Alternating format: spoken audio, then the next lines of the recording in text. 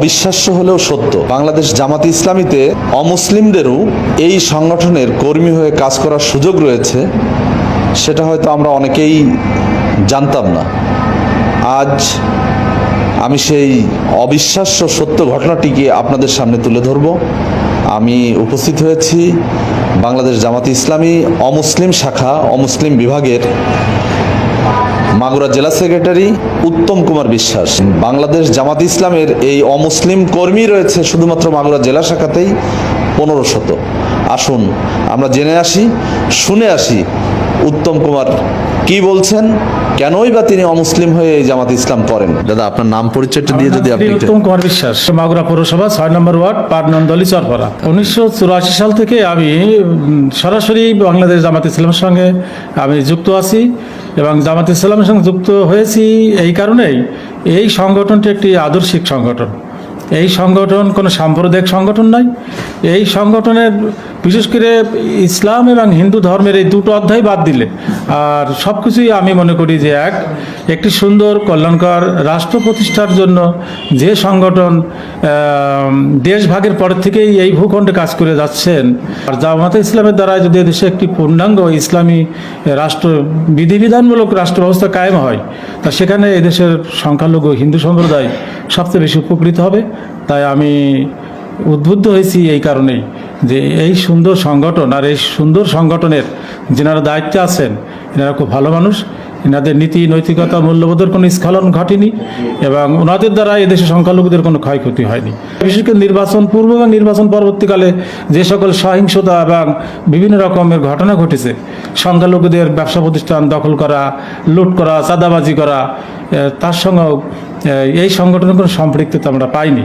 বরং বহু ক্ষেত্রে বহু জায়গায় রাত্রি জেগে এই সংগঠনের কর্মীরা, নেতারা মন্দির, বিশেষ করে সংখ্যালঘুদের উপাসনালয় পাহারা দিয়েছেন, রক্ষা করেছেন।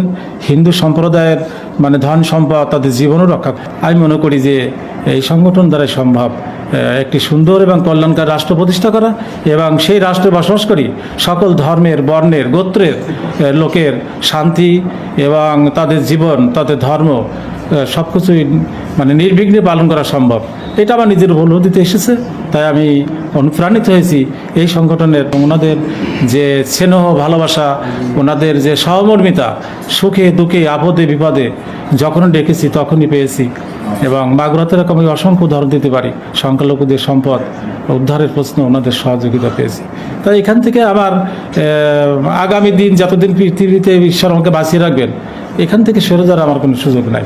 এবং আমি আমার সম্প্রদায়ের, আমার হিন্দু জাতি গোষ্ঠীর ভিতরে আমি আমার শক্তি সামর্থ্য অনুযায়ী আমি প্রচার চালিয়ে গেছি, এখনও চালাচ্ছি, আগামীতে চালিয়ে যাব। এবং এখানে হিন্দুদেরকে ঐক্যবদ্ধ হওয়ার জন্য অন্যান্য দল না করে এখানে আসা উচিত। আর তারপরও আমি বেশি উদ্বুদ্ধ হয়েছি ধর্ম নিরপেক্ষতার স্লোগানে যে পরিমাণে দেশের হিন্দুদেরকে ক্ষতি করা হয়েছে, আর এই সংগঠন কিন্তু সেই সেকুলারিজমকে এনারা ধারণও করেন না, পালনও করেন না।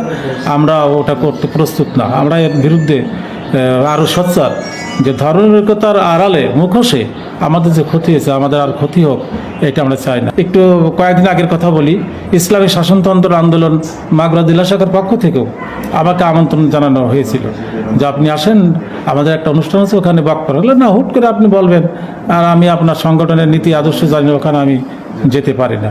হিন্দুরা আরও আছে, আপনার তাদেরকে দাওয়াত দিন। আমি এখানে দীর্ঘ 40 বছর আছি, এখান থেকে সরে যাওয়ার কোনো সুযোগ নেই।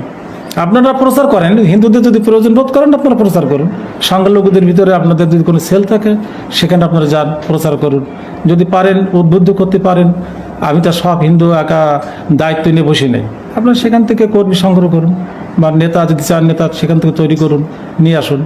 আমি এখানে আছি, আমার এখান থেকে যাওয়ার কোনো সুযোগ নাই।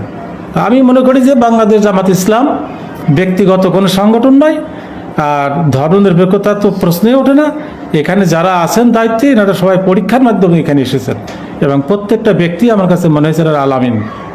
এবং এনাদের দ্বারাই এদেশের শুধু সংখ্যালঘু নয়, এদেশের প্রত্যেকটা বিষয়, এমনকি সম্পদ, প্রাকৃতিক সম্পদ, ভূ সম্পদ, যাই বলে না কেন, সবই আমার কাছে মনে হয় নিরাপদ এবং সুরক্ষিত।